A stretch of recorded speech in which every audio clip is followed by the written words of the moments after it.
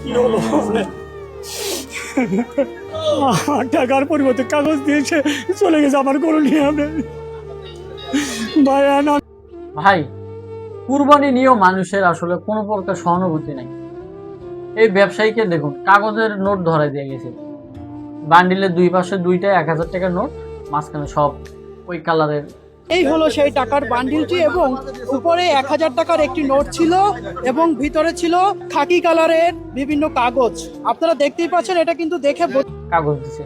আরে ভাই, এই মুরব্বী কি ও কি মানে বিষয়টা কি বুঝে রাখবে যে কুরবানি দিতে আসছে মানুষের ধরনের সব প্রতারণা করবে?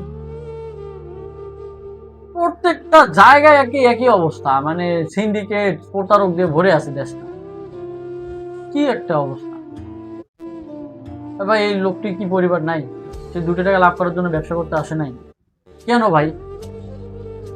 ভিক্ষা করা খাতরা, এইসব কাজ করিস না। তারপর দেখা হচ্ছে নতুন কোনো ভিডিও দেখবে বন্ধুরা। আল্লাহ হাফেজ।